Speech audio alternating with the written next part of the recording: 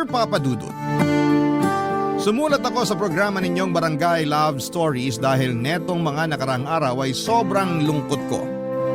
Tapos aksidente kong nakita ang isa sa mga uploaded stories ninyo online na agad kong pinakinggan. At nung natapos ko nga ito ay nakaramdam ako ng gaan sa puso ko. Lalo na masasabi kong inspirational talaga yung tema ng naturang kwento. Doon na nagsimula ang pakikinig ko sa programa ninyo tapos ay naisip ko na what if ako naman ang sumulat para humingi ng payo sa mga kabarangay natin, Papa Dudut. Pero bago ko simulan ang pagkukwento ay magpapakilala muna ako sa inyo. Ako po si John David pero tawagin niyo na lamang po ako sa pangalang JD. 32 years old at nagtatrabaho bilang accountant sa isang private company sa Makati. Matangkad din ako, almost 6-footer, mestizo at gwapo. Dahil sa physical kong katangian, mataas talaga ang tiwala at kumpiyansa ko sa sarili ko. Yun din ang dahilan kung bakit naging habulin ako ng mga kababaihan. Wala ano magagawa ko kung pinanganak akong magandang lalaki? Pero syempre aminado rin akong chick boy, lalo na noong hindi ko pa nakikilala yung babaeng nagpatibok sa puso ko. Isang araw, inimbitahan ako ng best friend ko na magpunta sa party ng family nila kung saan ay 70th birthday celebration ng lola nila. Dito ko nakilala si Clarice na girlfriend ng isa sa mga cousin ng kaibigan ko. Maganda siya, sexy at may pagkasingkit. Malakas din ang datingan niya pero at the same time ay hindi siya yung mga tipo ko. Palibasa ay meron na rin akong ibang babaeng tinitingnan sa party na pinuntahan ko pero malabo ko siyang makausap. Kaya naman nagpunta na lamang ako sa cocktail section ng party hall para kumuha ng inumin. At nagkataon naman na nandun din si Clarice na agad napansin ang mga tinginan ko sa babaeng type ko, Papa Dudut.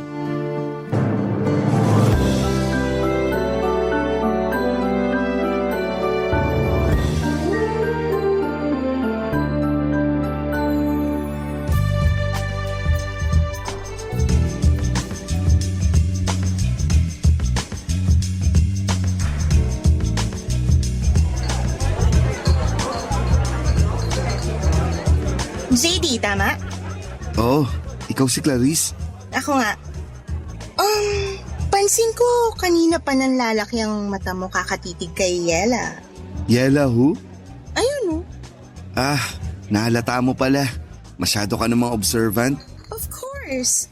Simula kasi nang ipakilala ka sa akin ng boyfriend ko kanina. Hindi ka na nawala sa isip ko. Uy, bad yan. Baka magkasala ka sa boyfriend mo. As if naman magagawa akong magloko Swerte ko na sa kanya, no? Anong ibig mong sabihin? Sabi na kayo talagang mga lalaki yung totoong chismosa. Kau naman? Na-curious lang since nabanggit mo na. Kaya sabihin mo na. Siyempre, napaka-gentleman niya. Kung tratuhin niya ako, malayong malayo dun sa ex-boyfriend ko na kulang na lang gawing punching bag mukha ako dahil sa hilig manuntok. Dati niya yata ang pangarap maging professional boxer tapos ako yung ginawang sparring mate. Aray, abusado pala yung ex mo. Buti na lang iniwalayan mo na siya. Yeah, pero mantakin mo umabot pa kami ng 5 years. 5 years? Natiis mo yun? Oo, mahal ko Kahit naman sino basta mahal mo yung tao, mabubulag ka sa mga red flags nila. Basta ako. Pinakamatagal ko ng relasyon, 3 buwan. Talaga? Relasyon ba tawag doon or what? Madali kasi ako magsawa sa babae. Gusto ko nagpapalit agad. Hindi ko kaya magtiis sa isang relasyon kapag di na ako masaya. Yan talaga ang mga salitaan ng mga certified chick boy. Wala tayong magagawa. Pinanganak tayong gwapo at habulin ng mga babae. Ay nako, pero sa nakikita ko, ikaw naman yung maghahabol sa babae. Balita ko kasi may pagka man-hater yang si Ella. NBSB din, kaya good luck sa'yo kung paano mo popormahan. Ganun ba? E di pag naging kami, ibig sabihin ako yung magiging unang boyfriend niya. Ganun na nga. Naniniwala naman ako makukuha ako loob niya kasi Lahat ng babae nahuhulog sa akin. Tingnan mo ikaw, na-attract ka nga sa akin, di ba? Huwag mo nga sabihin yan, baka may makarinig sa'yo. Ikaw ang may sabi na simula nung ipakilala ka sa akin ng boyfriend mo, di na ako maalis sa isip mo. Kanina yun, hindi na ngayon. Mahal ko yata boyfriend ko, no? Whatever you say. Basta, sinasabi ko sa'yo, liligawan ko at mapapasagot ko yung si Ella. Good luck ulit, pero ano bang nakita mo sa kanya? Don't get me wrong, maganda naman siya, pero ang baduy pumorma. Sabi ng boyfriend ko, ganyan na raw si Ella kahit ng mga bata pa sila. Mahinhin, dalagang Pilipina. Yun nga yung nagustuhan ko sa kanya eh. Kasi karamihan sa mga babaeng nakikilala ko, nagpapakita agad ng motibo sa akin. Kumbaga, sunggab ng sunggab agad. Pero si Ella, kakaiba sa lahat. Kaya nakuha niya talaga atensyon ko. Excited na ako kung paano mo mababali ang sumpa ng pagiging NBSB ni Ella. Kaya nga tulungan mo ako. Anong gusto mong gawin ko? Kunin mo number niya para sa akin. Sure, hihingin ko sa boyfriend ko.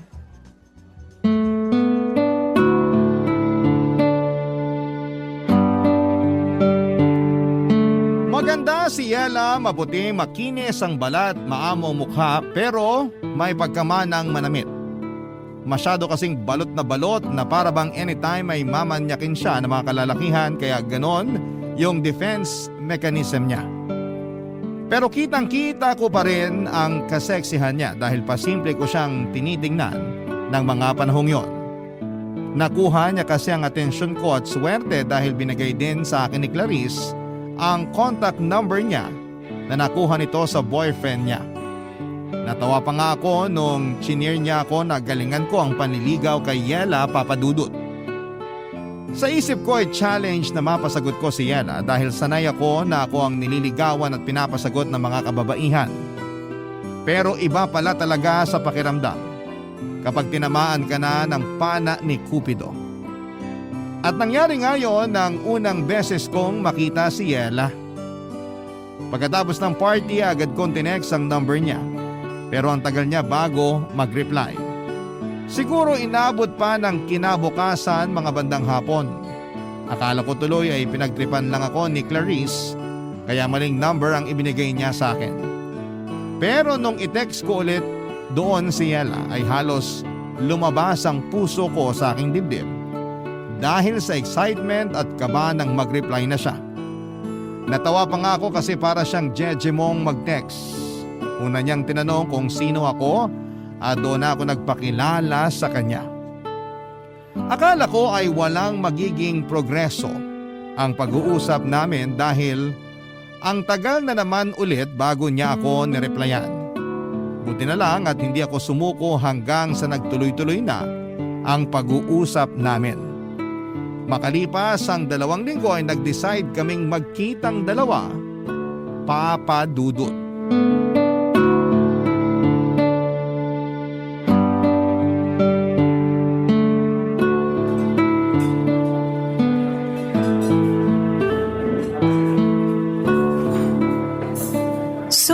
Kay Clarice mo pala nakuhang number ko Oo, kinuha niya sa boyfriend niya na pinsan mo. Kahit kailan talaga yung babaeng yun masyadong mapapil. Bakit? May galit ka ba sa kanya? Wala, pero kasama kasi siya ng mga pinsan ko na nagpupush sa akin na makipag-date para magka-boyfriend na. Excited na raw kasi sila na may ipakilala ko sa pamilya namin. Kahit si Lola, suportado sila. Wala naman sigurong masama sa kagustuhan nilang yun para sa'yo, right? Wala nga. Ako lang siguro yung ayaw. Na-mention ni Clarice na may pagka-man-hater ka raw. Totoo ba yun? What? No, OA talaga ng babaeng yun. Pero baka kaya niya nasabi kasi nga NBSB pa rin ako.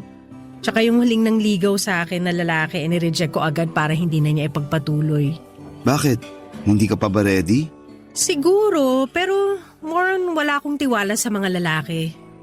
Huwag ka sanang ma-offend May feeling ako na parang iba ka naman sa kanila. Normally, hindi talaga ako sumasama sa kahit na anong invite ng kung sinong lalaki pero eto tayo ngayon. Pumayag ako mag-usap tayo sa text at magkita ngayon. Hindi naman ako na-offend pero pwede bang malaman yung rason mo?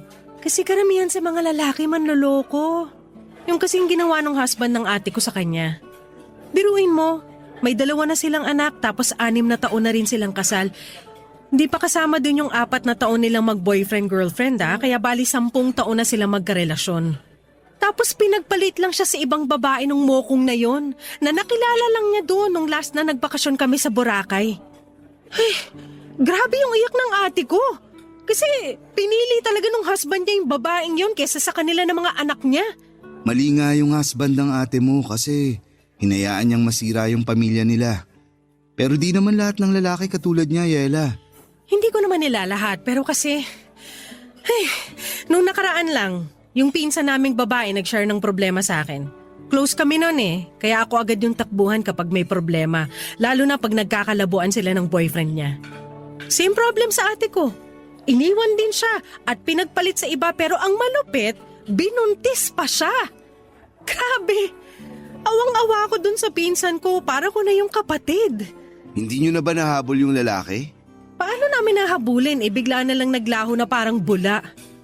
Bakit ganyan kayo mga lalaki, ha? Bakit madali sa inyong iwanan at ipagpalit yung mga asawa at girlfriend nyo sa ibang babae? Kahit bagong kilala nyo pa lang. Sandali. Bakit parang kinorner mo naman ako sa tanong mong yan? Sagutin mo na lang, total lalaki ka naman. Gusto ko lang maintindihan kung ano yung tumatakbo sa isip nyo. Hindi naman ako magsasalita para sa karamihan ng mga lalaki. Kasi magkakaiba naman kaming tao. Sa bagay, bakit mo nga ba naisip na tanungin ka? Sa lagay parang sinabi ko na rin na katulad mo yung mga manlolokong yun. Hindi ka naman siguro manloloko, no? Siyempre hindi. Nilerespeto ko yung mga babae dahil may mga kapatid din akong babae. At higit sa lahat, takot ako sa karma. Sakaling magloko ako sa magiging girlfriend ko.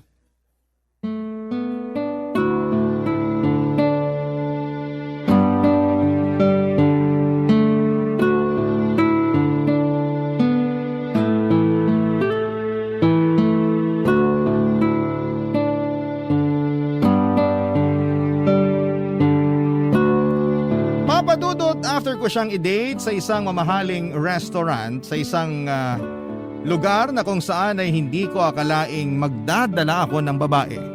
Pinasyal ko naman siya sa park, Papadudot, since nabanggit niya na mahilig siya sa nature.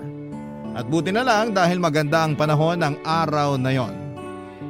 Marami po kaming napag-usapang mga bagay tungkol sa trabaho niya at hobbies niya. Yung iba nga ay mga random things lang pero nagulat ako.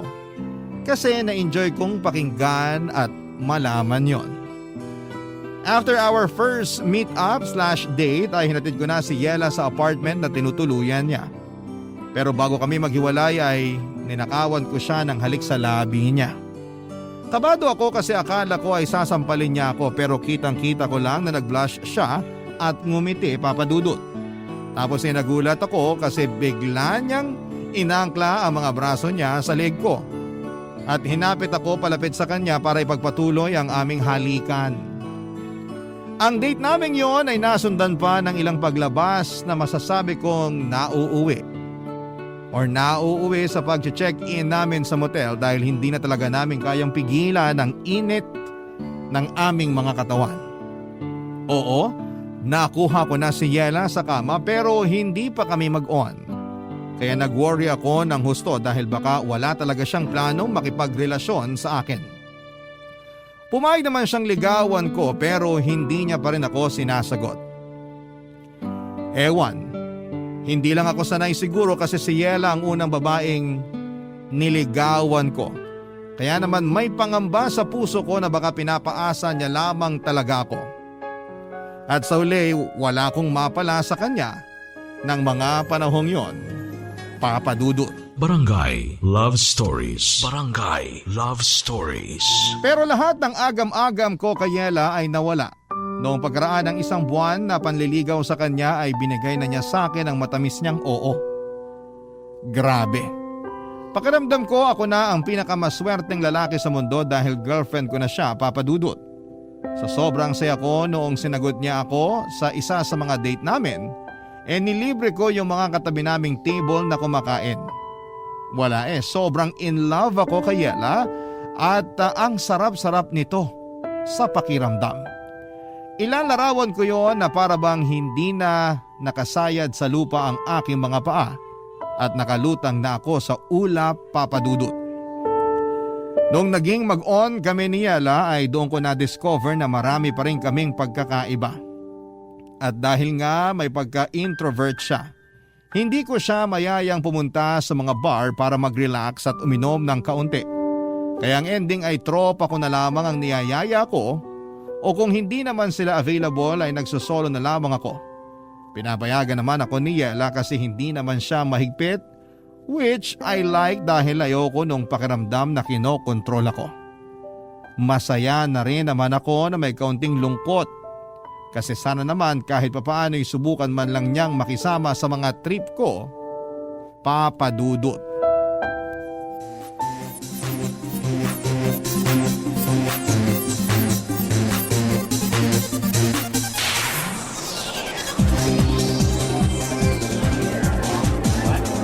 Long time no see, JD. Hi, Clarice! Long time no see rin. May kasama ka ba? Wala, solo trip. Ikaw? Wala rin. Akala ko pa naman kasama mo si Yela. Congratulations pala kasi sa wakas nasira mo na yung sumpa ng pagiging NBSB niya.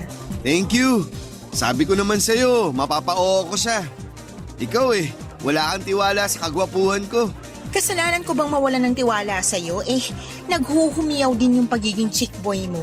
Hindi na ako chick boy. Good boy na ako. Nax, pwede ba yun? Ang alam ko kasi once na chick boy ka na, forever chick boy ka na. Masyado ka namang judgmental. Okay, pero bakit mag-isa ka lang ngayon dito? At dito pa talaga sa bar? Kasi ayaw naman sumama ni Ella. Hindi raw siya mahilig sa ganitong klase ng lugar. Maingay, tapos magulo. At di rin kasi umiinom yun. Pero alam naman niya na nandito ako. Kanina lang, kausap ko nga siya bago kita nakita Uy, updated yan. Malapit na tuloy ako maniwala na nagpapaka-good boy ka na talaga. Siyempre, mahal ko si Ella Kaya lang... Kaya lang ano? Kasi, ang dami-dami naming pagkakaiba. Lalo na sa hobbies. Nakakatampo lang kasi. Di man lang niya magawang mag-adjust para sa akin. Katulad na lang nung pagsama niya rito sa bar para mag-chill. Last time, sinamahan ko siya sa pottery lesson niya. Kahit na di ko gustong napuputikan yung mga kamay ko. Basta makita ko lang siyang masaya. Masaya na rin ako. Tapos kamakailan lang din. Sinamahan ko siya dun sa one-day workshop tungkol sa flower arrangement. Uy, maganda yon. Hindi ka ba nag-enjoy? Hindi, kasi panay ang bahin ko. Allergic ako sa mga bulaklak. Ang ending, nagpa-ear ako ng wala sa oras dahil lumala yung allergy ko. Grabe yun. Grabe nga. Kung ako yan, magagalit ako kay Yela kasi mukhang pinipilit ka niyang gawin yung mga bagay na hindi mo naman gusto. Ikaw na may sabi. Ganun talaga kapag mahal mo yung tao.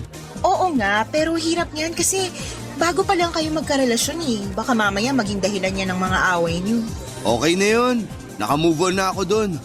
Saka humingi na rin naman ng sorry si Ella. Thankful siya kasi sinamahan ko pa rin daw siya. Nangako na lang siya na babawi sa akin. Kaya nga akala ko sasamahan niya ako nung niyaya ko siya magbar. Pero hindi. Kaya eto, mag-isa lang ako. Ikaw, nasan boyfriend mo? He's busy. May business trip ilang araw na. At miss na miss ko na nga. Kaya lang ano magagawa ko? Karibal ko yata doon, hindi ibang babae kundi trabaho niya. Wala talagang perfect na relasyon, no? Kasi kahit gaano pa natin kamahal yung mga jowa natin, may pagkukulang pa rin sila sa atin. Totoo rin naman kasi may tampo rin ako sa boyfriend ko. Hindi niya kasi ako pinagbigyan kahit bago man lang siya umalis. Isipin mo 2 linggo ko pa siya bago ulit makita. Tapos lagi pa siyang busy sa work. Pagbigyan? Sa kama. Kaya dinadaan ko na lang sa pag-inom Cheers para sa atin na nagsisolo trip tonight. Ah, yeah. Cheers! Gosh, ang sarap kahit na ang pait. Gusto ko pa ng isa. Sure ka? Baka malasing ka agad yan, ha? Nandiyan ka naman Di mo naman ako pababayaan, diba? Oo naman. Akong bahala sa'yo. Lasing na lasing si Clarice pero nagtira ako ng pang-uwi namin. Ako ang nag-asikaso sa kanya at plano kong isakay na lang siya ng taxi. Pero hinatak ako ni Clarice sa loob ng naturang taxi na pinara ko para sa kanya at pilit na pinapasama ako. Kaya wala na akong nagawa pa. Naisip kong i-check-in na lamang siya sa isang motel para doon magpalipas ng gabi. Tapos ay iiwanan ko na siya doon at uuwi na.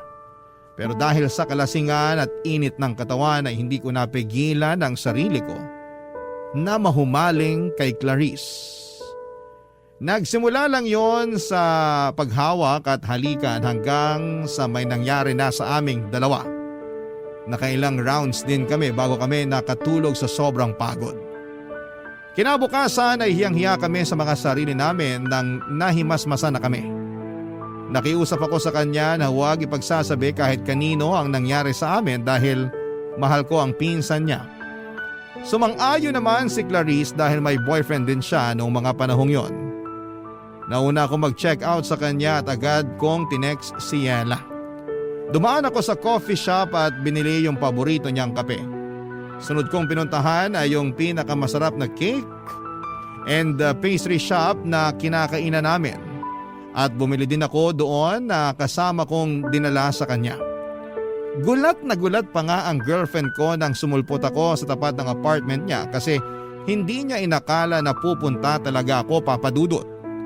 Pinapasok naman ako ni Yela at pinagsaluhan namin yung dala kong coffee at cake. Tuwang-tuwa siya kaya masaya na rin ako. Pero kinakain pa rin po ako ng konsensya ko dahil sa panluloko sa kanya at sa girlfriend pa talaga ng pinsan niya. Pero wala akong planong aminin lahat ng yon kay Yela, Papa Dudut. Kaya nga para mawala na yung konsensyang nararamdaman ko, mas lalo kong pinaramdam sa kanya na mahal ko siya. At pagkalipas nga ng isa pang buwan ay niyaya ko na siyang magpakasal. Umuo naman si Yela at simpleng garden wedding yung nangyari.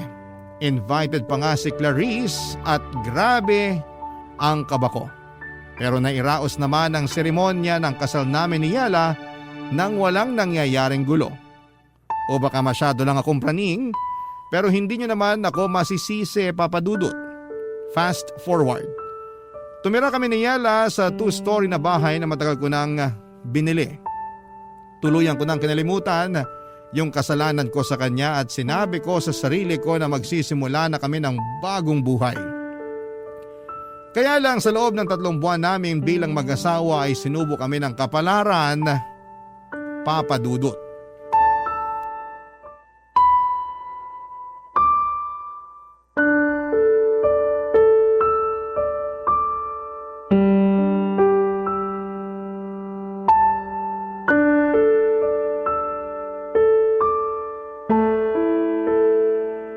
Negative na naman, babe. Ganun ba? Hayaan mo na. Subukan na lang ulit natin. Pero paano kung wala na naman? Paano kung negative na naman yung resulta? Hindi ko alam pero umasa na lang tayo na baka makabuo na rin tayo, babe. Pero pagod na akong umasa para lang mabigo na naman. Hindi na tayo bumabata. Gusto ko na magka-baby tayo, babe. Ikaw ba ayaw mo pa? Siyempre gusto ko pero kung hindi pa binibigay sa atin, anong magagawa natin? So ganun na lang yun? Anong ganun na lang yun? Gusto mo na tanggapin na lang natin na hindi na tayo magkakaanak, ganun ba? Wala akong sinasabing ganyan, Yela. Sa tono mo kasi parang okay lang sa'yo na hanggang ngayon wala pa rin tayong baby. Eh ano ang gagawin ko? Sige nga, sabihin mo yung gagawin ko at gagawin ko. Bakit mo ako sinisigawan? Ikaw kasi, para kang bata kung umasal. Ako pa pala yung parang bata umasal eh. Masisisi mo ba ako? Ginagawa naman natin yung lahat pero parang wala pa rin. Bakit ganon? Bakit yung iba ang dali lang sa kanila magka-baby? Pero bakit tayo hirap na hirap? Ano bang mali sa katawan ko? Nakakainis naman. Babe, makinig ka, okay? Makinig ka sa akin, please. Titigan mo ako sa mga mata, Yela. Nakikinig ako sa'yo. Ikaw na ang may sabi. Ginagawa naman natin ang lahat. Kaya nga tiyagain lang natin. Sundin natin yung sinabi ng doktor na gagawin para makabuo tayo. Tapos ipagdasal din natin. Kasi naniniwala ako na kapag pinagdasal natin yung bagay na gustong gusto natin, ibibigay sa atin yun ng Diyos. Ayoko lang na iwanan mo ko pag hindi kita nabigyan ng anak. Bakit ko naman gagawin yun? Hindi ko lang mapigilang matakot. Hindi ko gagawin yun sa'yo. Hindi kita iiwanan dahil lang di mo pa ako mabigyan ng anak. Di ba? Nangako tayo sa harap ng Diyos na aalagaan natin ang isa't isa, na mananatili tayo sa tabi ng isa't isa sa hirap at ginhawa. Kaya bakit ko naman sisirain yung sumpaan natin yun? Sige nga. Pasensya na kung masyado lang akong praning. Ayoko lang masira yung pamilya natin lalo na nagsisimula pa lang tayo. Hindi masisira ang pamilya natin kahit naabutin pa tayo ng ilang dekada na mag-asawa. At kung kalooban ng Diyos na hindi tayo magkaanak, di pa rin kita iiwan, babe. Mahal na mahal kita. Ikaw yung babaeng pinili kong makasama habang buhay. Kaya tutuparin ko yung pinangako ko sa'yo nung kasal natin. Mahal na mahal din kita. At ikaw din yung lalaking gusto ko makasama habang buhay. Kaya salamat, babe. Kasi napanatag na yung kalooban ko. Mabuti naman. Halika nga, yakapin kita. Huwag mo na munang isipin na wala pa rin tayong baby hanggang ngayon, ha? Buo naman yung pamilya natin, kahit wala tayong anak. Saka malay mo, binibigyan lang tayo ni God ng mahaba-habang time para masolo ang isa't isa bago tayo maging ganap na magulang. Kaya huwag ka na masyadong mag-alala. Sana nga ganun lang yun. Sana nga pansamantala lang yung hindi natin pagkakaroon ng baby. Kasi ready na naman tayo maging magulang kaya sana pagkalooban na tayo. Basta, huwag lang tayong tumigil sa pagdadasal. Naniniwala ako na nakikinig siya sa atin. Hindi lang si Yela ang frustrated ng mga panahong yon dahil ako rin, Papa Dudut. Gustong gusto ko na rin kasi na magka-baby lalo pat hindi na ako bumabata pa. I'm already 31 that moment at yung ibang batchmate ko ay may 2 o 3 anak na. Malaki rin ang pagsisisi ko kasi sana noon pa lamang ay nakilala ko na si Yela para maaga kaming nakapagsimula ng pamilya. Tapos kung kailan pwede na ay saka naman kami hindi magka-baby. Sa kabila ng lahat ay alam kong mas matindi yung lungkot na nararamdaman ng misis ko dahil hindi niya ako mabigyan ng anak. Kaya nga imbes na sisihin siya sa bagay na hindi rin naman niya kontrolado, inunawa ko siya ng husto, inalagaan at minahal, Papa Dudut. Sa kabila ng paulit-ulit naming pagkabigo na magkaanak ay hindi pa rin kami sumuko ni Yela. Regular kaming nagpapakonsulta sa doktor at sinusuyod ang lahat ng pwedeng makatulong sa amin. Ganon din na sinusunod ang mga payo ng mga eksperto. Pero higit sa lahat ay natutunan naming lumapit sa Panginoon para ipanata ang pagkakaroon namin ng anak.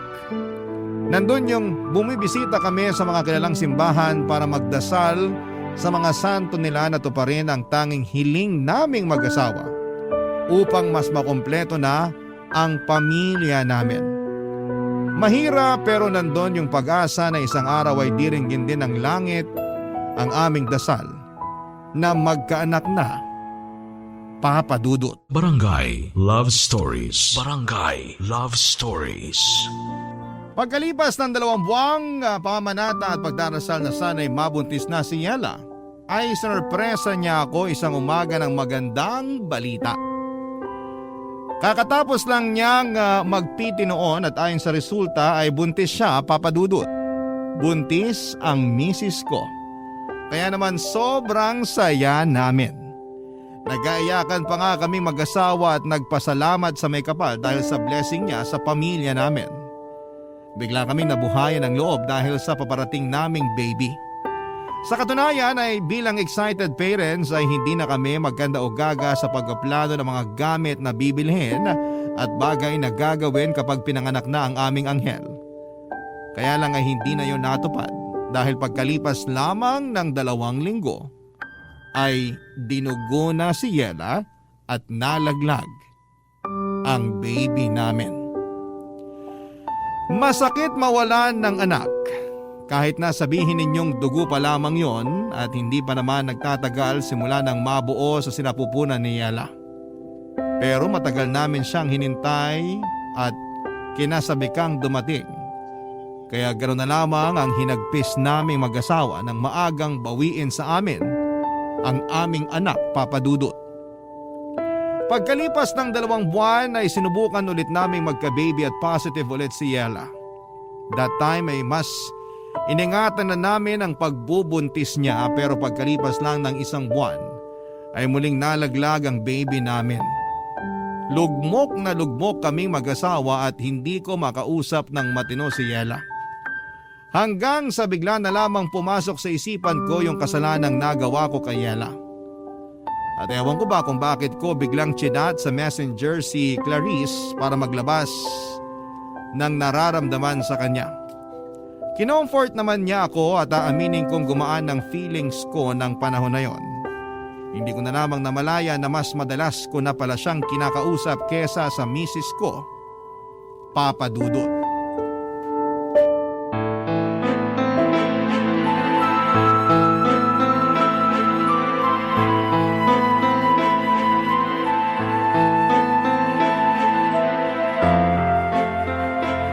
Hayop ka, JD! Ano to? Ano to? Yela, ano ba? Bakit mo binato sa akin yung cellphone mo? Nakuha mo pa magtanong? Galing mo rin umarteng inosente, ito lang ginagawang kademonyo, ano? Hindi ko alam yung sinasabi mo. Ikaw tong masyadong mainit dyan. Nananahimik lang ako rito tapos nambabato ka bigla dyan. Bakit di mo tignan yung cellphone bago mo depensahan yung kasinungalingan mo? Tignan natin kung makapagmaang-maangang ka pa! Ano ba kasi to? Babe, magpapaliwanag ako. Wala ka nang dapat ipaliwanag! Nabasa ko na lahat dyan sa conversation niya ni Clarice! Walang hiya kayong dalawa, ang bababoy niyo! Hindi naman namin sinasadya, babe. Saka 1 beses lang naman nangyari yun. Wala akong pakialam kahit 1 beses lang yun nangyari. Hindi pa rin yung dahilan para maabsuelto ka na sa panloloko mo sa akin. Kaya pala, ang lambing-lambing mo nung araw na yon kasi may kasalanan ka, demonyo ka. May papunta-punta ka pa sa apartment ko at padala-dala ng kape at pagkain, yung pala. Gusto mo lang linisin yung konsensya mo. Kasama rin ba sa plano may pakasalan ako? Pinakasalan kita kasi mahal kita, babe. Huwag mo nga ako tawagin, babe. Nasusuka ako sa pagbumuka mo. Makinig ka kasi muna sa akin. Sige, bibigyan kita ng 1 minuto para magsalita. Sabihin mo na lahat ng gusto mong sabihin. Siguraduhin mo lang na makukumbinsi mo ako sa mga idadahilan mo dahil kung hindi, ewan ko na lang. Please, Yela. Huwag mo akong iwan. Hindi ko kakayanin pag nawala ka sa akin. Mahal kita eh. Yung nangyari sa amin ni Clarice, wala lang yun. Dahil lang yun sa alak. Saka kasalanan niya kasi inakit niya ako. Nagmagandang loob lang ako na i-check-in siya nun sa motel. Kasi lasing na lasing siya. Pero siya tong nagbigay ng motibo. Pero pinatulan mo pa rin. Ibig sabihin gusto mo rin. Ibig sabihin malisyoso ka. Kaya ginalaw mo siya. O tapos ano na ngayon? Ha? Sa kanya ka naman nagpapa-comfort kasi alam mong devastated ako dahil sa pagkawala ng mga anak natin? Ha? Ganun ba yon, JD? Hindi lang naman ikaw yung nagluluksa. Ako rin naman. Pero napaka-unfair mo. At ako pa yung unfair? Oo, kasi akala mo ikaw lang yung nawalan eh. Ako rin naman.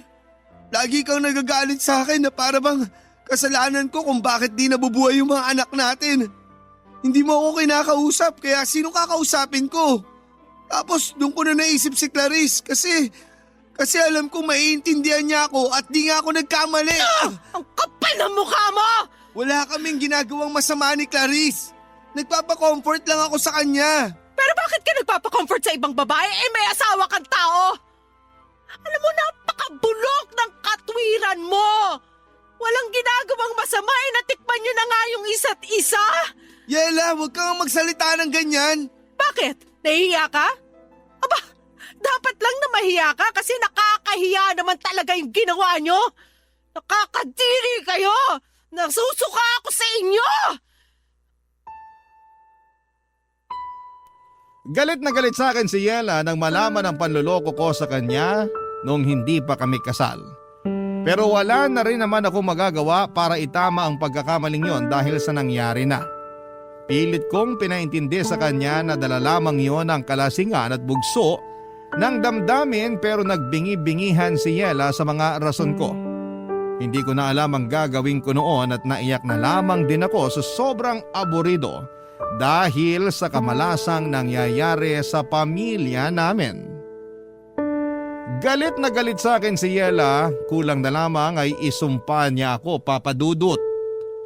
Muli ako nakaramdam ng konsensya sa mga kasalanan ko sa kanya pero thankful pa rin ako dahil hindi ako hiniwalayan ng misis ko.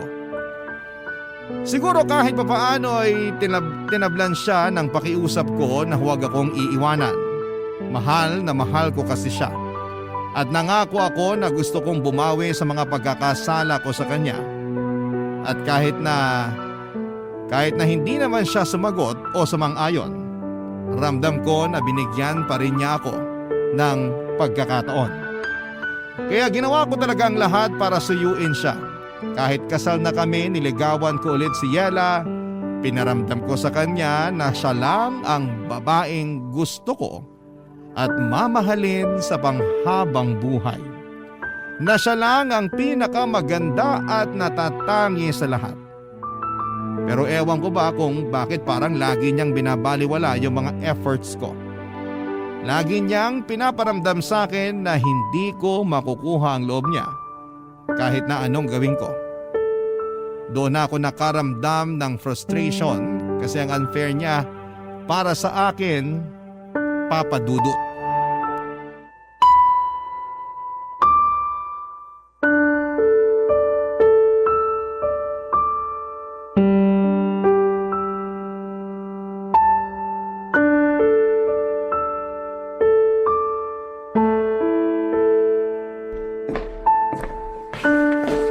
Babe, pinagluto kita ng paborito mong sopas. Ito oh, dinalan kita. Lapag ko lang dito sa may tokador. Kain ka na. Salamat pero ayoko. Wala rin naman akong gana. Ay, pero hindi ka rin nagapunan kagabi. Natulog ka lang kasi sabi mo wala ka rin gana. Kailangan mong kumain kahit konti dahil iinom ka pa ng gamot. Ilang araw na yung lagnat mo. Pwede ba iwanan mo na lang ako kasi lalong sumasama pakiramdam ko sa ingay mo eh. Dami mong sinasabi na iinis ako. Nag-aalala lang naman ako sa'yo. Wala akong pakialam. Yela naman, di mo kailangang sumigaw. Naririnig naman kita eh. Kung naririnig mo naman pala ako, edi sana kanina ka pa umalis. Nag-aalala nga ako sa'yo kasi ilang araw ka nang may sakit. Kaya hindi ka gumagaling kasi ang tigas ng ulo mo. Mas gusto ko nga na hindi na ako gumaling para mamatay na lang din ako katulad ng mga anak natin. Huwag mo namang sabihin yan oh. Sasabihin ko yung gusto kong sabihin dahil ito yung niraramdaman ko. Pagod na ako, JD. Pagod na akong pakisamahan ka sa isang bubong dahil ang asawa na kita. Sinubukan ko naman na patawarin ka. Nabigyan ka ng tsansa na bumawi pero sa tuwing nakikita kita, naaalala ko yung pagtataksil mo sa akin. At wag mo na rin subukan mga tuwiran dahil hindi na inuubra sa akin, hayop ka. Ay, pero ginagawa ko naman lahat, di ba? Bumabawi ako. Nagsisisi. Pinaparamdam ko sa'yo na ikaw lang yung mahal ko. Akala mo ba sapat na yon?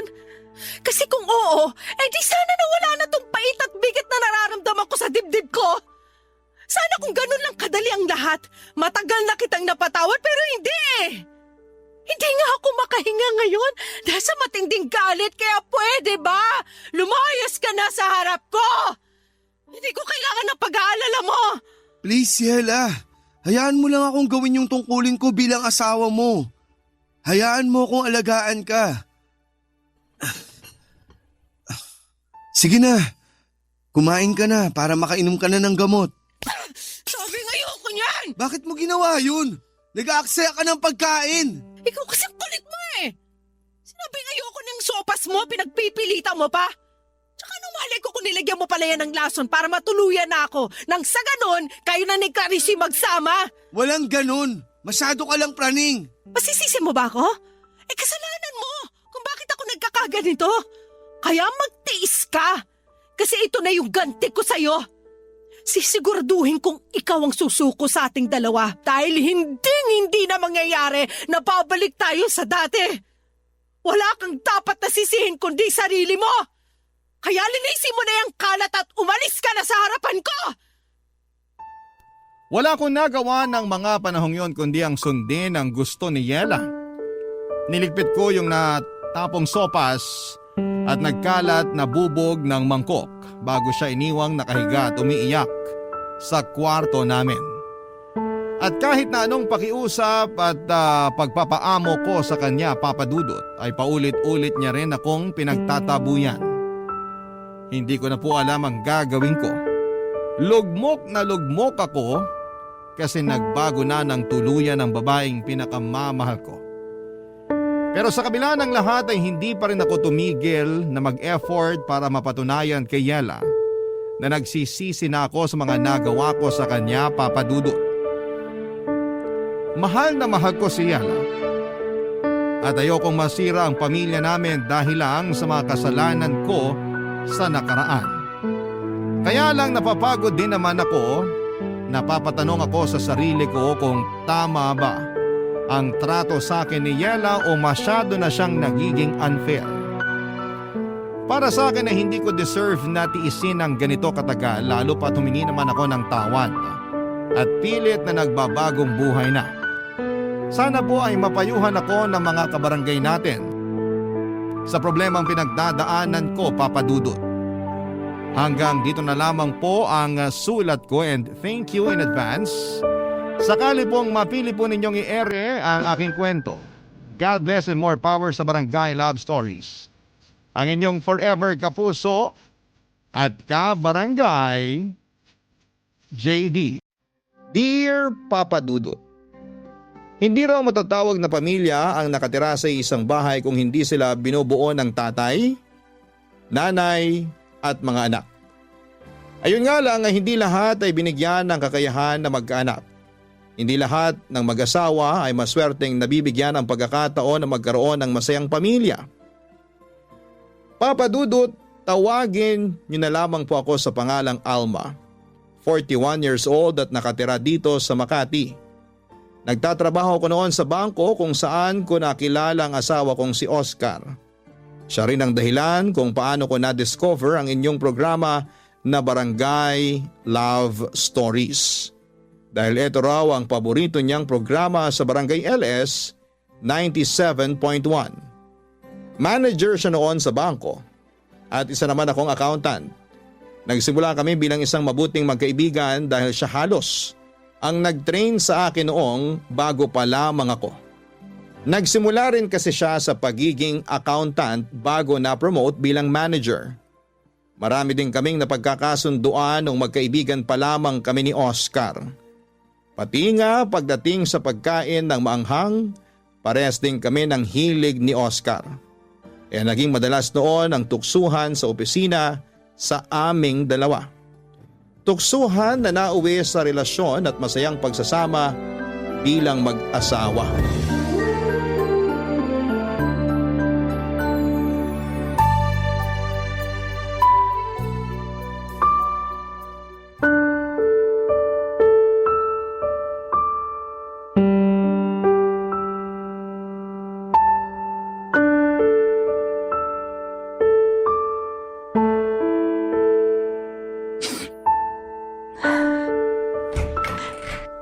Alma, nalaban mo ba yung color blue na uniform ko?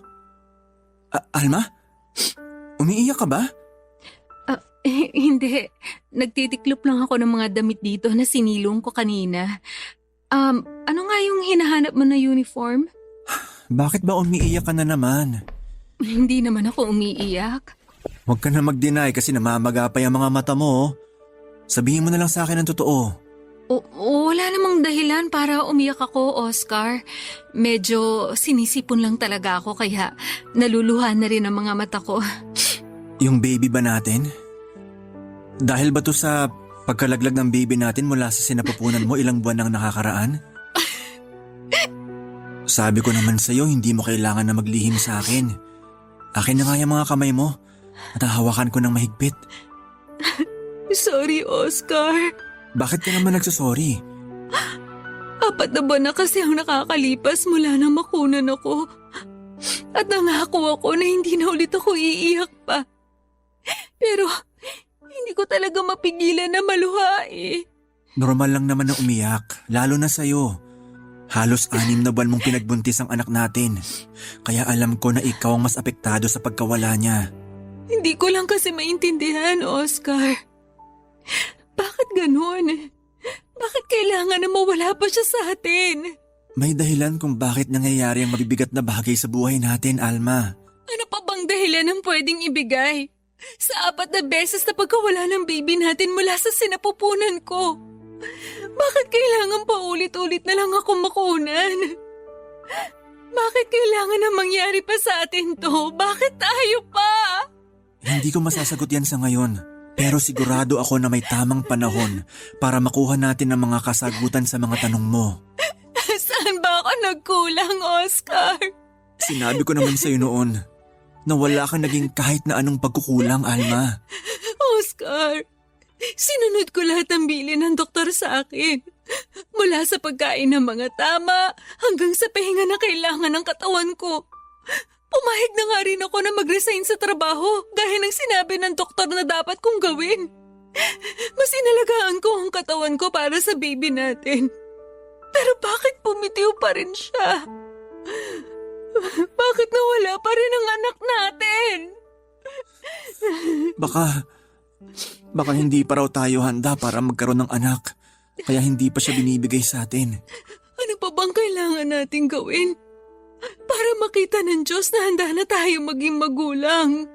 Alma, mahirap sagutin ang mga tanong mo dahil hindi ako ang Diyos.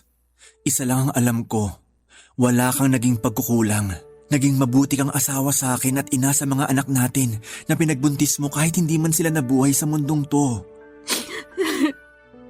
Oscar, sorry. Sorry talaga. Sorry kung palagi na lang akong ganito. Palagi na lang akong umiiyak. Sorry kung palagi mo na lang akong nakikita na mahina. Tahan na, Alma. Hindi mo kailangan na mag-sorry sa akin. Ang gusto ko lang, kahit alam ko na mahirap, magpakatatag ka. Kasi yun ang paulit-ulit kong ginagawa. Nahihirapan din ako kasi 4 na beses na tayong nawalan ng anak. Nahihirapan ako pero nagpapakatatag ako para sa'yo. Kaya sana, yun din ang gawin mo. Magpakatatag ka rin para sa akin.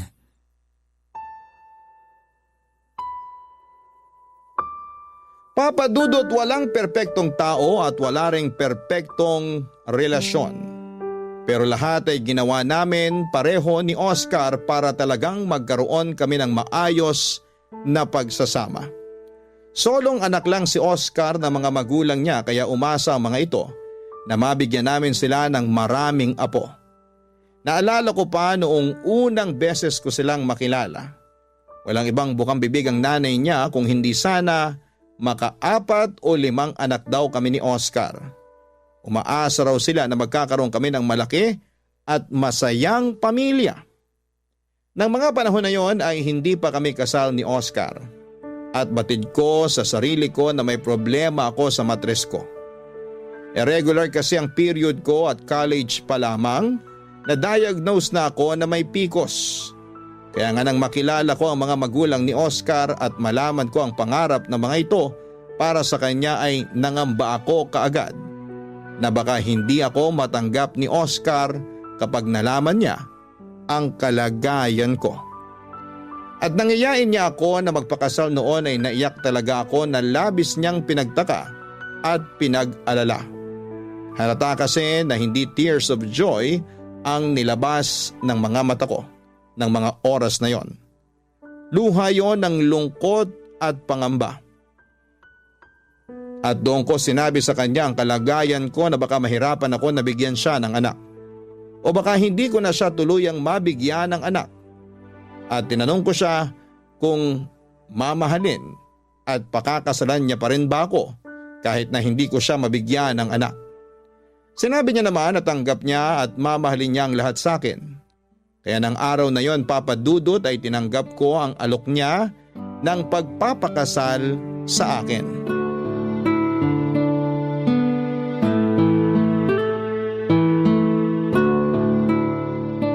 Alma, ang sarap nitong niluto mong sinigang ah. Talaga? Sakto lang ba ang lasa ng sabaw at pagkakaluto ko sa karne ng baboy? Saktong-sakto lang ang lahat. Kita mo nga oh, pangatlong bulos ko na ng kanin tong nasa plato ko ngayon. Ganyan ka naman talaga kumain kapag sinigang ang ulam. Kasi paborito mo yan. Pero iba talagang pagkakaluto mo ngayon. Sobrang sarap talaga. Namiss mo lang yung sinigang ko. Nako, siguro nga. Kung pwede nga lang, gabi-gabi sana ito lang ang ulam natin eh. Hoy, hindi naman pwede yun. Kasi kailangan din natin mag-ulam ng gulay sa ibang araw. May gulay naman tong sinigang ah. Alam ko, pero iba pa rin yung nag-uulam tayo na puro gulay lang. Lalo na sa ganitong edad natin na malapit na mawala sa kalendaryo. Oscar? Alma? Sino yung kumakatok? Gising pa ba At kayo? ganitong oras pa talaga? Oscar? Parang boses nga ni Jenny yun na Alma? dati nating katrabaho. Pupuntahan ko lang Oscar? yung kumakatok kasi Alma? tapos na rin naman akong kumain. Pagbuksan Sige, niyo naman ako ng susunod pinto, rin kaagad please. ako. Jenny! Sabi na nga ba at boses mong narinig ko? Alma! Alma, salamat. Pinagbuksan mo ako ng pinto. Teka, bakit ka umiiyak? Tsaka, bakit may dala kang malaking bag? May pasa ka pa sa pisngi at braso mo, oh. Pasensya na talaga sa abala. Pero wala na kasi kung alam na pwedeng mapuntahan. Ayos lang, Jenny. Halika, pumasok ka nga muna. Salamat. Maupo ka muna sa sofa. Sige. Ano ba nangyari? Sabihin mo sa akin. Si Edward kasi. Pinagselosan niya yung dati kong kaklase na nakasalubong namin sa mall kaninang umaga. Oh, si Jenny palang bisita natin. Oscar, ikuha mo naman muna si Jenny ng isang basong tubig. Sige, sandali lang. Sinaktan ka na naman ba ng live-in partner mo?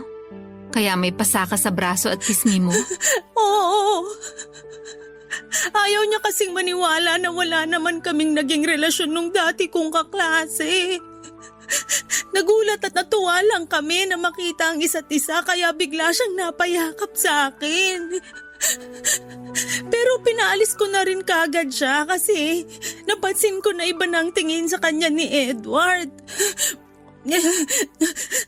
Tapos, nung makaalis siya, pinagtaasan na ako ng boses ni Edward hanggang sa paunahin na niya akong umuwi ng bahay. Nung makauwi naman si Edward, lasing na siya at doon na niya ako sinimulang sigawan at saktan. Eto na ang tubig, Jenny. Uminom ka muna. Salamat, Oscar. Grabe talaga yung si Edward. Sabi ko naman sa'yo, hiwalayan mo na yung lalaki na yan eh. Kasi hindi naman to ang unang beses na sinaktan ka niya. Mabuti na lang at walang nangyaring masama sa pinagbubuntis mo, Jenny.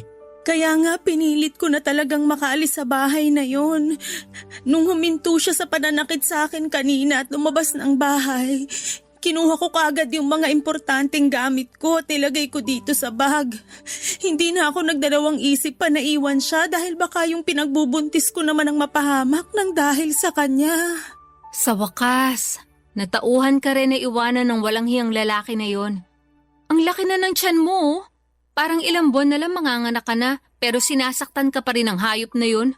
Alma, Oscar, alam kong nakakahiya pero pwede bang dito muna ako sa bahay niyo kahit ilang araw o linggo lang? Wala kasi akong alam na pwedeng puntahan dito sa Maynila. Nasa Davao kasi yung mga kamag-anak ko. Oo naman, Jenny. Parang kapatid na kita kaya welcome ka dito sa bahay namin ni Oscar.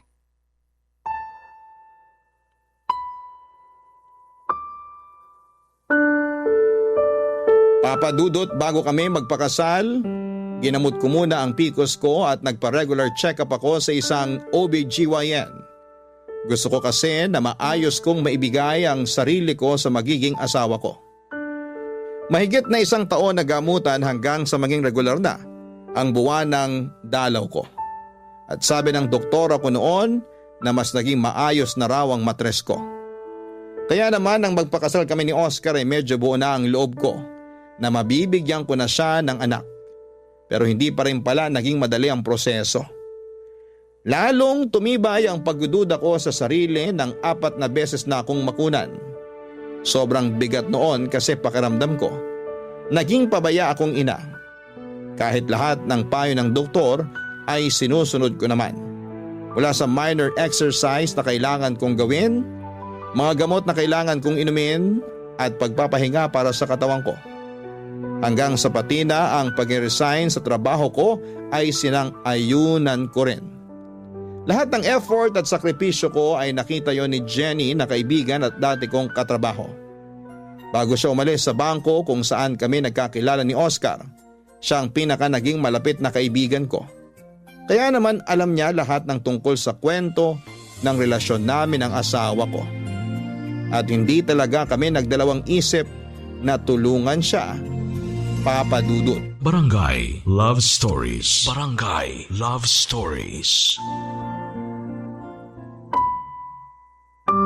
Papa Dudut, naunang magtrabaho si Jenny sa bangko kung saan kami nagkakilala ni Oscar noon.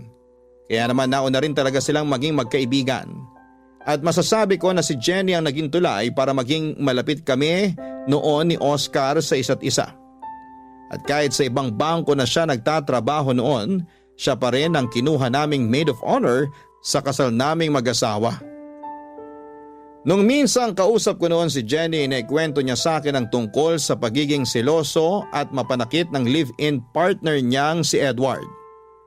Pero hindi ko inakala na darating sa puntong pupunta siya sa bahay namin na maraming pasa sa mukha at katawan. Pinayuhan namin siyang magsampa ng kaso o kahit na ipabarangay ang kinakasama niya, pero ayaw niya na raw ng mas malaking gulo. Nakiusap na lamang siya na tumuloy sa amin hanggang sa makapanganak siya. Nagsilay ng isang napaka-cute na baby girl si Jenny, Papa Dudut. Malusog ito at kamukha talaga ng kaibigan ko kahit baby pa lamang ang anak niya. 2 buwan pa ang lumipas ay nagpaalam si Jenny na magtatrabaho sa Taiwan at iiwan muna sa amin ang anak niya. May kamag-anak daw kasi itong nagtatrabaho doon at nag-alok ng mabilisang proseso kay Jenny para makapagtrabaho din doon. Ang sabi niya ay magpapadala daw siya ng panggasto sa oras na maging maayos na ang sitwasyon niya doon. Kaya pumayag na rin kami ni Oscar. Maayos ang komunikasyon namin sa unang ilang buwan niya sa Taiwan. Hanggang sa hindi na namin siya muli pang nakausap. May nakarating na lang na balita sa amin na nakapag-asawa na siya ng ibang lahi. At hindi pinaalam sa lalaki ang tungkol sa anak niya. Kaya naman sa halos 9 na taon, ay kami ang nag-alaga sa anak ni Jenny na si Lotlot.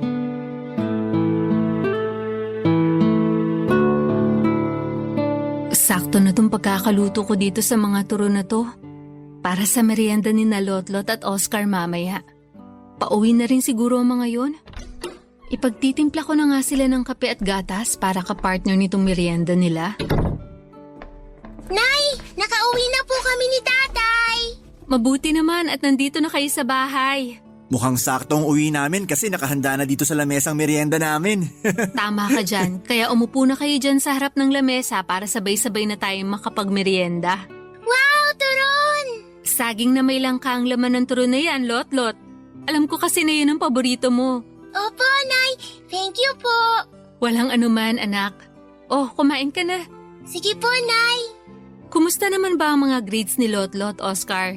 Ito ang card ng grades niya sa iba't ibang subject. Matataas lahat ng nakuha niya. Patingin nga ako. Aba, matataas nga tong grades mo, Lotlot. Siyempre po kasi lagi po ako nag-aaral. Kung nandun ka lang kanina, ikaw yung bubulungan ng teacher niya na si Lotlot daw ang pinakapaborito niyang estudyante sa klase niya. Pabulong niya lang sinabi kasi baka raw marinig ng ibang magulang na nandun sa classroom. Pero ilang beses niya talagang binidang pagiging tahimik pero bibo ng anak natin. Ang galing naman talaga ng anak namin. Sobrang nakaka-proud. Ginagawa ko po yun para lagi kayong proud sa akin ni tatay. Palagi naman kaming proud sa iyo, anak. Pero sayang talaga at hindi ako ang kumuha ng card mo kanina. Ang sakit kasi talaga ng puson ko dahil unang araw ng dalaw ko ngayon. Mabuti na lang at pinayagan na mag-leave sa trabaho ang tatay mo ngayon. Aliw na aliw nga po si tatay sa classroom namin kanina eh. Talaga? Opo, kasi may mga kaklase ako na tatay din nila yung kumuha ng card nila. Yung mga tatay po nila yung kakwentuhan ni tatay kanina. Nakakatuwa lang kasi akala ko talaga ako lang ang lalaking pupunta dun kanina. Marami-rami rin pala kami. Aba, marunong ka na rin makipagkwentuhan sa iba mga magulang ha? Nawala na talaga ang pagiging tahimik mo, Oscar. Mababait din kasi yung mga nakilala ko doon, kaya napakwento talaga ako. Kumusta na palang pakiramdam mo ngayon? Mas maayos na kaysa kanina. Hindi na ba masyadong masakit ang puson mo? Hindi na kasing sakit nung kagaya kaninang umaga. Magpahinga ka na lang ulit mamaya. Ako na lang ang magluluto ng pagkain natin para sa hapunan. Hindi na, ayos lang ako. Kaya ko namang mag-asikaso ng hapunan mamaya. Hayaan mo nang ako ang gumawa nun at magpahinga ka na lang muna. Tama po si tatay, Nay. Tutulungan ko po siya kaya huwag niyo na pong alalahanin ng pag-aasikaso ng hapunan. Magpahinga na lang po kayo at sisiguraduhin ko na masarap ang ulam na iluluto namin ni tatay. Di ba po, tay? Siyempre naman anak, lalo na kapag katulong kita sa pagluluto mamaya. Wala naman po akong assignment ngayon eh, kaya tutulungan ko po talaga kayo. Ipagluluto po natin si nanay ng masarap na hapunan. Ay, naku talaga tong anak ko. Napakalambing kahit kailan. Pahakap nga ako. Papa Dudut, sinubukan namin na kontakin ang ilang kakilala ni Oscar na nagtrabaho din sa Taiwan. 2 taon na noon si Lotlot at gusto lang naming malaman kung ayos lang ba ang kalagayan ni Jenny. May isang pinsan doon si Oscar na nakausap namin sa Facebook at pinakita namin ang picture ni Jenny. At kinumpirma niyang yun nga raw. Ang nakita niya na naglalakad sa loob ng isang mall kasama ng isang lalaki na ibang lahi. Nakita niya rin na malaki na ang tiyan ni Jenny at halatang nagdadalang tao ito. Nakiusap kami sa pinsan ni Oscar na sa susunod na makita si Jenny, magpakilala siya na pinsan ng asawa ko at tanungin kung anong plano sa anak niyang si Lotlot. Muli raw nag-cruise ang landas nila sa isang lugar sa Taiwan at ginawa niya ang pakiusap namin. Wala raw noong kasama si Jenny kaya nagawa itong kausapin ng pinsan ni Oscar. Nagsorry raw si Jenny sa pinsan ng asawa ko at sinabing wag raw sanang sasabihin sa asawa nito ang tungkol kay Lotlot. Dahil hindi raw alam ng asawa ni Jenny na may anak na siya. Sinabi rin daw ni Jenny na sa amin na lamang daw si Lotlot dahil baka hindi ito matanggap ng asawa niya. Nasaktan kami noon para kay Lotlot. Kaya naman mula noon ay mas tinuring na talaga namin na parang tunay na anak si Lotlot.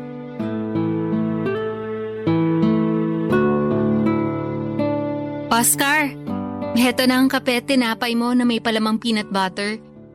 Ilalagay ko muna dito sa mesa tong tray kasi mainit pa tong 2 tasa ng kape na nandito para sa atin. Sige. Salamat Alma. Si Lotlot pala, anong oras makakauwi? Siguro bago mag-alas 5. Pero ihahatid naman daw siya nung nanay ng kaklase niya. Medyo malapit lang din naman dito yung bahay kung saan sila gumagawa ng school project ng mga classmates niya. Mukhang napaka-busy ng anak natin Nako, sinabi mo pa, Oscar. Minsan nga nang sinilip ko yan sa kwarto niya na madaling araw, nakita ko na nakahiga na siya sa kama niya. Malalim na ang tulog pero may hawak pa na libro. Sinabi ko na sa kanya noon na iwasan ang pagbabasa ng libro habang nakahiga Pero talagang dinadala niya hanggang sa kama niya ang pagre-review niya. Malapit na rin kasing exam nila, di ba? Oo, sa susunod na linggo na. Gusto niya kasi na mas mataas pa ang makuha niyang grade sa last grading period nila. Kaya grabe talaga siya mag-aral. Baka naman maabuso niya masyado ang katawan niya. Sinabi ko naman na okay na yung grades na nakuha niya nung nakaraan. Hindi niya na kailangan na mas taasan pa ang lahat ng yon. Pinaalala ko na yan sa kanya. Ang sabi ko, wag siya masyado magpupuyat kasi ayaw natin na magkasakit naman siya. Makulit lang talaga yung anak natin at gusto na mas galingan pa sa klase nila. Pero wag kang mag-alala, palagi ko naman chinecheck ang oras ng pagtulog niya eh. Minsan lang kapag nagigising siya ng madaling araw, inaaral niya ulit ang huling libro na huling binasa niya.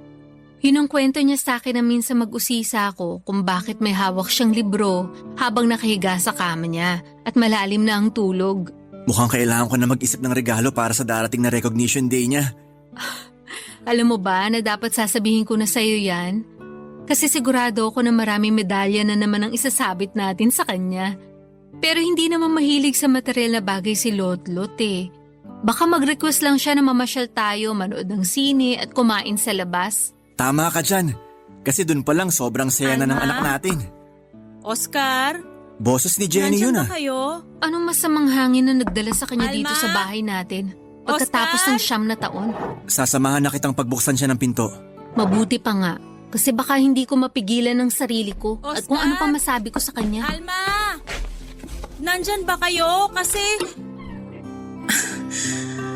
Ay, mabuti naman at nandito kayo ngayon sa bahay nyo. Anong kailangan mo?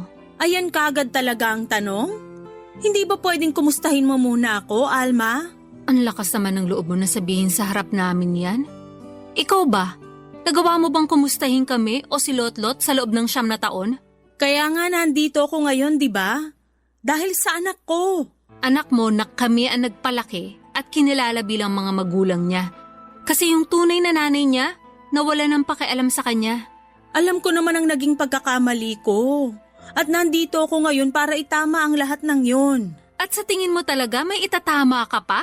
Alma, Hindi ko naman talaga ginusto na iwanan sa inyo ng matagal yung anak ko. Kinailangan ko lang talaga ng oras para aminin sa asawa ko yung tungkol sa kanya. Pero ngayon, tanggap na niya ang lahat sa akin kaya pwede ko nang kunin ang anak ko. Ay teka! Wow! Ganun na lang yon ha? Alma, kumalma ka muna. Jenny, hindi mo pwedeng basta kunin na lang sa amin ang bata. At bakit hindi? Kahit pagbali-balik ta rin yung mundo, ako pa rin ang nanay niya. Magkano bang kailangan nyo, ha? Kwentahin yung lahat ng nagastos nyo sa anak ko at babayaran ko. Kahit kailan, hindi mababayaran ng pera ang ginawa namin pag-aalaga at binigay namin pagmamahal kay Lotlot. Kaya umalis ka na dito, Jenny. Kasi hindi ko ibibigay sa iyo si Lotlot. Hindi mo makukuha sa amin ang anak ko. Hindi mo siya makukuha sa akin dahil ako na ang nanay niya. Ako na, Jenny! Ako na!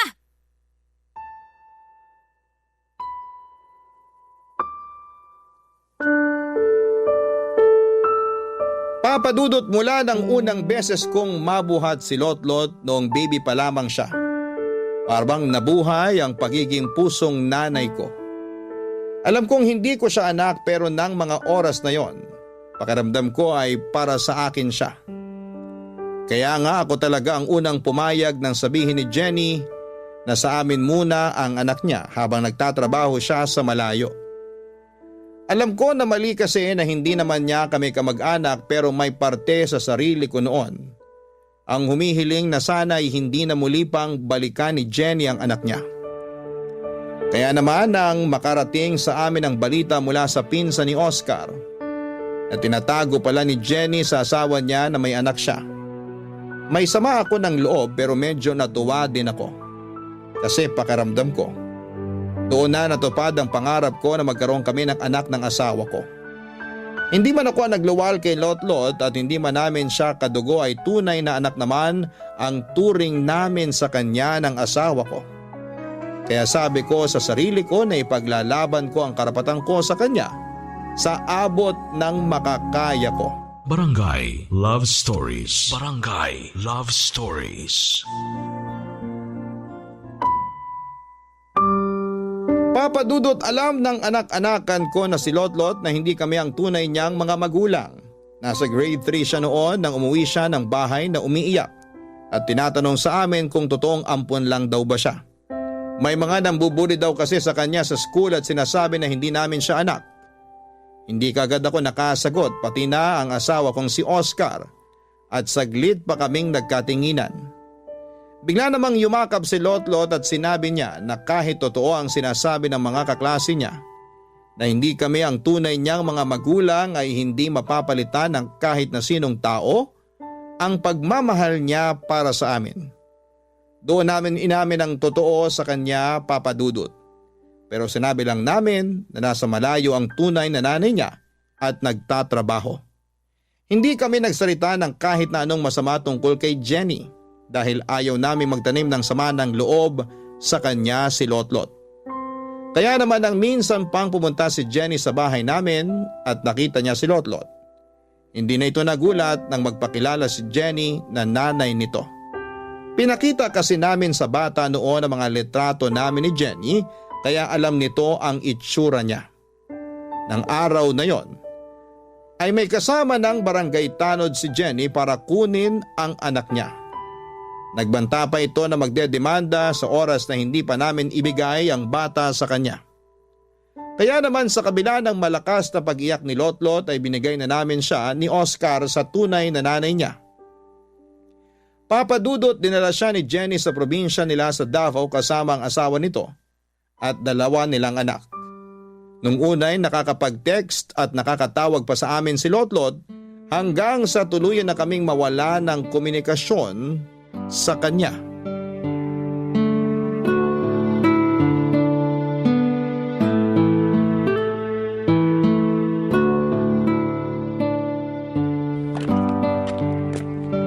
Nandito ka lang pala sa labas ng bahay. Oo. Dinidiligan ko lang itong mga halaman natin dito. Akala ko nasa likod ka ng bahay at naglalaba doon. Inuna ko na muna ang gawin ng pagdidilig dito kasi medyo maaga pa naman. At saka, konti lang din ang labahin ko kaya mabilis ko rin na matatapos yun. Sige, tutulungan na lang din kita sa pagdidilig sa mga to. Okay. Yung mas maliit na pandilig na lang din ang gamitin mo. Alam ko naman na hindi ka sanay na magdilig ng mga halaman dito eh. Baka malunod pa sila kapag tabo ang ginamit mo. Hindi rin kasi ako madalas na tumambay dito sa mini garden sa labas ng bahay natin. Oo, kasi ang madalas na kasama ko dito, si Lotlot. Alma. Sorry, Oscar. Alam kong nangako ko na hindi na ako iiyak pero sobrang namimiss ko na kasi ang anak natin. Ako rin naman. Araw-araw kong namimiss si Lotlot. Ang laki ng nagbago sa bahay natin, no? Oo. Kahit ganun pa rin ang itsura, nagbago naman yung sigla. Dahil hindi na natin naririnig ang malalakas na tawa ni Lotlot. Siya lang kasi ang nagbibigay ng sigla at kulay sa bahay at buhay natin. Nang dahil kay Lotlot, naramdaman natin kung paano maging magulang. Kung paano magkaroon ng isang tunay na pamilya. Isang taon na rin pala mula nang malayo siya sa atin. Halos 1 taon na rin natin siyang hindi nakakausap. Alma, sigurado naman tayo na nasa mabuti siyang kalagayan. Kasama niya ang tunay na nanay at mga kapatid niya. Oo, pero sana hayaan din ni Jenny na makita at makasama ulit natin ang bata. Alam niya naman na sobrang napamahal sa atin si Lotlot. Huwag niya sanang ipagdamot yung konting oras na pwede natin makausap ang anak natin. Siguro gusto niya lang na mas makilala siya ni Lotlot bilang nanay nito. Na mas makapag-focus ang bata na makilala siya ng pamilya niya. Hayaan na lang muna natin dahil sigurado ako na magbibigay din siya ng oras na makasama ulit natin si Lotlot. Sana mag-upload na ulit ng bagong picture si Jenny na kasama si Lotlot. Halos ilang buwan na rin kasi mula nang huli siya mag-public post ng picture nila ng family niya. Namimiss ko na makita si Lotlot kahit sa mga picture lang sa Facebook. Alma? Jenny? Anong ginagawa mo dito? Gusto ko sana kayong makausap. Kasama mo ba si Lotlot? Hindi. Pero siya ang dahilan kung bakit pumunta ako ngayon dito sa bahay niyo. Una sa lahat, gusto ko munang humingi ng tawad para sa mga nagawa at nasabi kong mali sa inyong dalawa. Alam ko naman na hindi ko dapat nilayo sa inyo si Lotlot. Alam ko na sobrang minahal niyo ang anak ko na parang tunay niyo na ring anak. Gusto ko lang talaga na mas mapalapit kagad ang loob niya sa amin kaya umuwi kami ng Davao. Sorry talaga. Sa totoo lang, nasaktan talaga ako sa ginawa mo. Pero pilit kong inintindi ang lahat. Inintindi ko kasi pareho tayong nanay ni Lotlot. Kaya malaki ang pasasalamat ko sa inyong mag-asawa, lalo na sa iyo, Alma. Para sa pag-aalaga at pagmamahal na binigay mo sa anak ko. Lumaki siyang napakabuting bata at walang galit sa akin. Dahil yun daw ang sinabi mo sa kanya. Alam kasi namin na darating ang araw na babalik ka at magpapakilala sa anak mo. Kaya sinabi namin sa kanya na kahit na anong mangyari, huwag siyang magtanim ng sama ng loob sa'yo. Salamat. Salamat talaga sa inyo. Pero Jenny, kasama mo bang lumawas ng Maynila si Lotlot? Pwede ba namin siyang makita o kahit madalaw man lang? Oo, pwede niyo siyang dalawin o puntahan. Nasa Maynila rin siya pero nako-confine siya sa ospital dahil sa sakit niya na bone cancer. Stage 4. Papadudot nung nakakausap pa namin sa text at tawag si Lotlot. Madalas niyang ikwento na napakabait daw ni Jenny sa kanya. Pati na ng asawa nito at 2 anak. Kaya naging panatag ang kalooban namin na nasa mabuti siyang kalagayan. Pero pagkalipas ng 1 buwan ay hindi na ulit nakapag-text o nakatawag si Lotlot sa amin. Nung una ay nag-aalala talaga ako dahil wala na akong naging balita pa sa kanya. Nakablock kasi ako sa Facebook ni Jenny. Kaya naman gumawa ako ng dummy account. At nang makita ko sa mga public posts niya, ang mga pamamasyal ni Jenny kasama ang asawa nito, si Lotlot at 2 pang anak ay naging panatag na ang loob ko kahit na papaano. Inisip ko na lamang na ang mahalaga ay masaya si Lotlot kasama ang tunay na nanay niya. Pinilit kong makontento sa mga nakikita ko na public post ni Jenny kasama si Lotlot sa Facebook. Ang hindi ko inaasahan, yung biglang pagdating ni Jenny sa bahay namin para sabihin na may taning na ang buhay ng pinakamamahal namin na si Lotlot.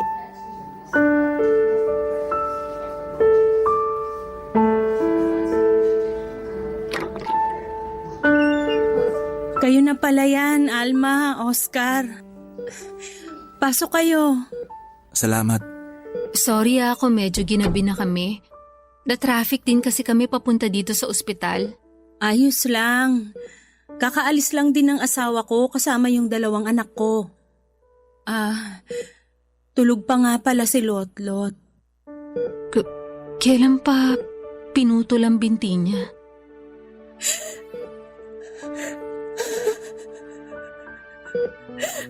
Two months ago. Umasa kasi kami na kahit paano, mapipigilan pa ang pagkalat ng cancer sa katawan niya.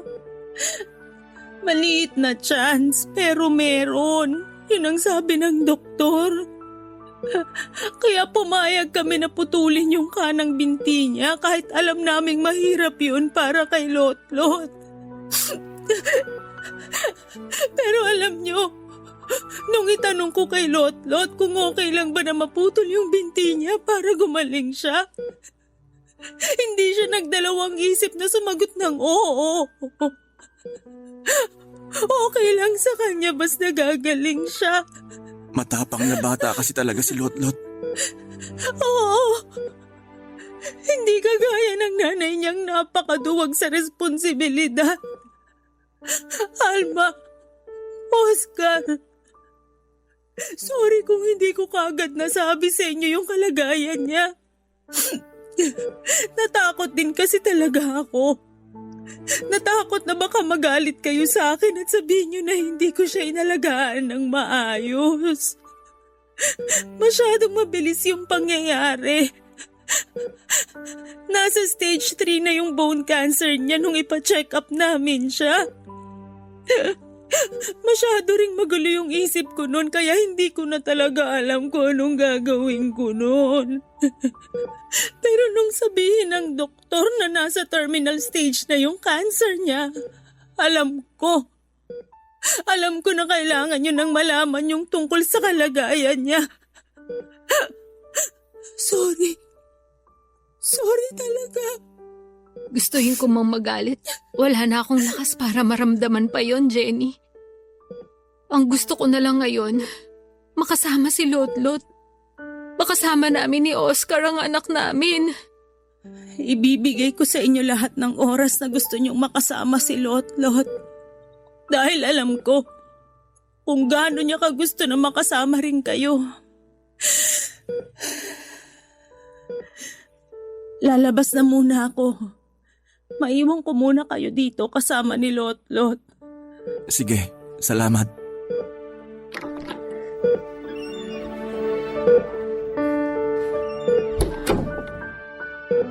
Oscar, ang laki na nang nagbago sa itsura ng anak natin.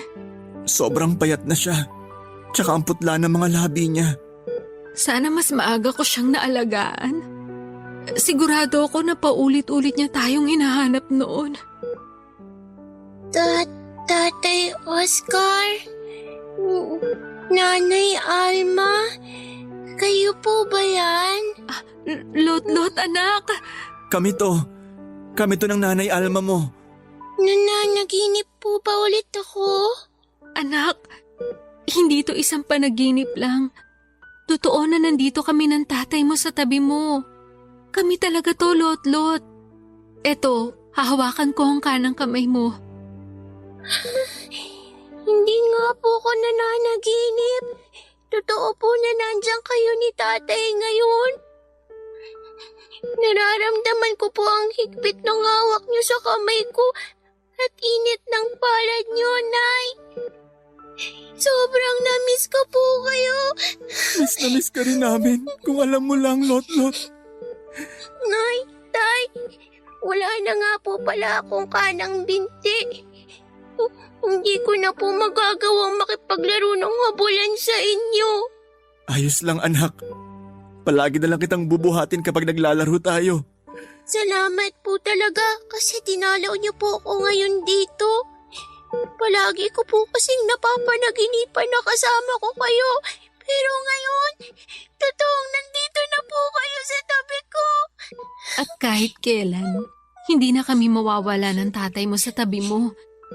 Kaya magpalakas ka, Lotlot. Magpalakas ka para sa amin. Mahal na mahal ko po kayo. Mahal na mahal ka rin namin, anak. Sobra. Kung alam mo lang, napakalaki ng pasasalamat namin sa Diyos kasi binigay ka niya sa amin. Kaya sana patuloy ka magpalakas. Dahil gusto ka pa namin makasama na mas matagal ng tatay mo. Magpalakas ka, anak, ha? Magpalakas ka para kina nanay at tatay.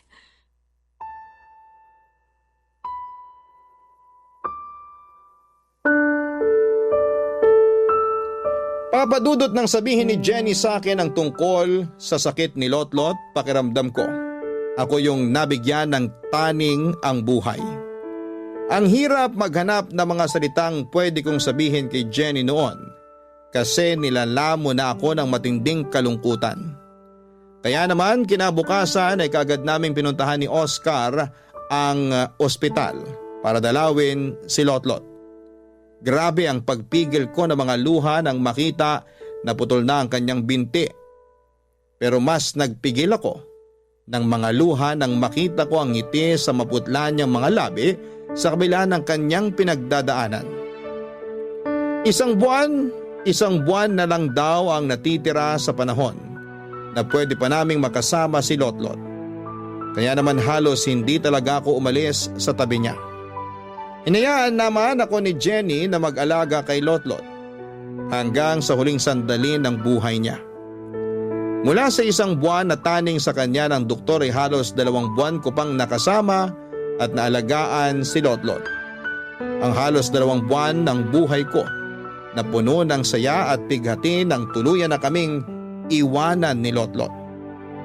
Naniniwala ako, papadudot, na ang presensya ng bawat tao ay may dahilan sa buhay ng iba. Kaya siguro naiwan sa amin si Lotlot noon ay para maramdaman ko kung paano ang maging isang nanay ng mga panahon na yon. Siya ang naging sagot sa lahat ng matinding kalungkutan na pinagdaraanan ko noon nang dahil sa presensya ni Lotlot. Napuno ng saya ang 9 na taon ng buhay ko na kasama siya. Akala ko ay pangmatagalan na pagluluksa ang mararamdaman ko nang dahil sa pagkawala ni Lotlot. Pero makalipas ang 5 taon mula nang siya'y magpaalam, dininig ng Diyos ang napakatagal na naming ibinagdarasal ng asawa kong si Oscar. At sigurado ako na tinulungan ako ni Lotlot na ibulong sa Diyos na pagbigyan ang matagal ko nang ipinagdarasal. Ang magkaroon kami ng sariling anak. Dahil ngayon habang sinusulat ko ang kwento naming ito ay mag-4 na buwan na akong nagdadalang tao. Napakalaki ng pasasalamat ko sa biyayang ibinigay sa akin ng Diyos. Dahil sinabi ng doktor na malusog ang baby na nasa sinapupunan ko. Kaya sisiguraduhin ko na pupunuin namin ang pag-aalaga at wagas na pagmamahal ang anak namin sa oras na isilang ko siya. Gaya ng ginawa namin sa unang anak namin na si Lotlot. Umaasa ako na kahit papaano ay may maiwang aral at inspirasyon ang kwento kong ito, Papa Dudut. Inspirasyon na maikli lamang ang buhay ng tao kaya sulitin po natin ang bawat oras na pwede pa nating makasama ang mga mahal natin sa buhay. Hanggang dito na lamang po ang sulat ko. Mabuhay ang Barangay Love Stories at naway patuloy na mamayagpag ang Barangay LS 97.1. Ang inyong forever kapuso at kabarangay, Alma.